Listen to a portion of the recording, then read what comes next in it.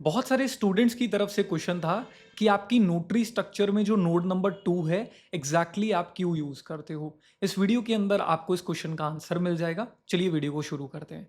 Node number जो 2 है exactly मैं यूज करता हूं डायनेमिक की फ्रेम के लिए। जब भी मेरे शॉट के अंदर लाइटिंग कंडीशन चेंज होती है उस सिचुएशन के साथ डील करने के लिए मैं डायनेमिक की फ्रेम्स का यूज करता हूं। जस्ट एग्जाम्पल के थ्रू आपको समझाता हूं। जब भी क्लाउड्स आने शुरू होते हैं ल्यूमिनेंस डाउन जानी शुरू होती है, ब्राइटनेस कम होनी शुरू हो जाती है। ऐसी सिचुएशन में लाइट के साथ डील करने के लिए, लाइट के साथ कॉम्पनसेट करने के लिए मैं यूज करता हूं डायनेमिक की फ्रेम्स का, सो दैट पूरे शॉट के ऊपर जो लाइटिंग कंडीशन है वो सेम रहे।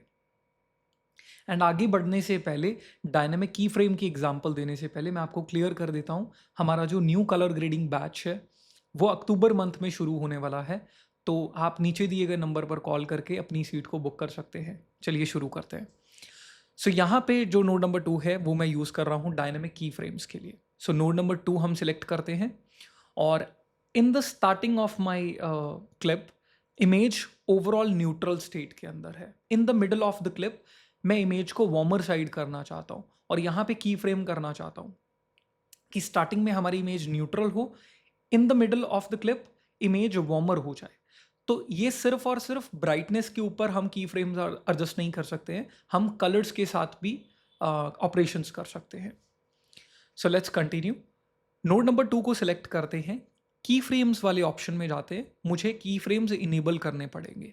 सो नोड नंबर 2 में हमें की फ्रेम्स को इनेबल करना है, तो करेक्टर 2 के ऊपर हम राइट क्लिक करेंगे and we add a first key frame, add dynamic key frame.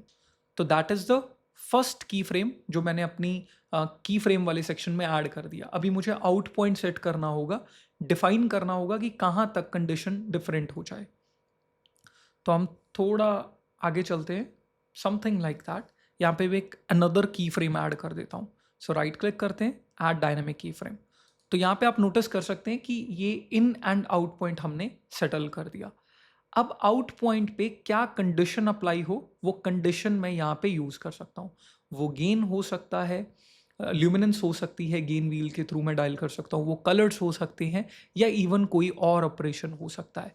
अगर मैं आपको यहाँ पे क्लिक करके दिखाऊं, जितने भी टूल्स हैं उनके ऊपर की फ्रेम एक्टिव हो चुकी है जब आपने सिंगल क्लिक किया था राइट क्लिक करके।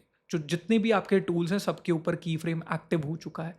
बट ये ध्यान रखने वाली बात है कि जो की फ्रेम आपने एक्टिव किया है वो नोड नंबर 2 के अंदर किया है।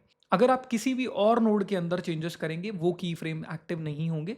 नोड नंबर 2 के अंदर हमने की फ्रेम एक्टिव किए तो हमें की फ्रेम के ऑपरेशंस भी नोड नंबर 2 के अंदर करने होंगे। तो यहाँ पे मैं चाहता हूँ मेरी इमेज थोड़ी वार्मर हो जाए, तो मैं यहाँ पे गेन का यूज़ करूँगा इमेज को वार्म करने के लिए। सो यहाँ पे मैं डायल करना शुरू करता हूँ, something like that. It's just example so that मैं आपको समझा पाऊँ।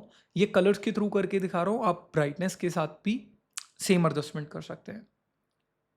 सो मैं गेन व्हील का यूज़ कर रहा हूँ वार्म करने के लिए इमेज को।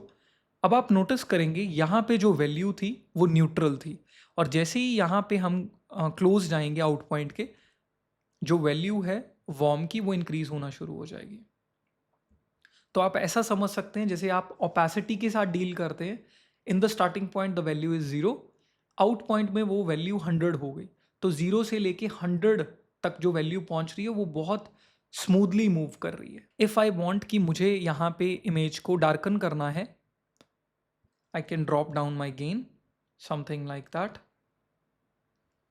एंड मैं दोबारा से प्ले करता हूँ।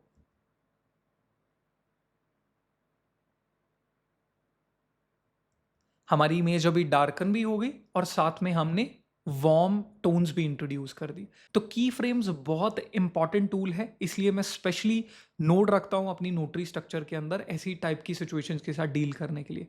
मैक्सिमम मैं तब यूज़ करता हूँ जिस सिचुएशन के अंदर मुझे लाइटिंग में जंप दिखते हैं, लाइटिंग चेंज हो रही होती है हमारे शॉट के अंदर।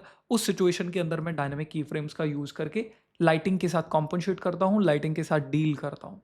होपफुली इस वीडियो में आपने कुछ नया सीखा होगा, और ऐसे यूजफुल कंटेंट के लिए हमें फॉलो कर लीजिए। मिलते हैं नई वीडियो में। धन्यवाद।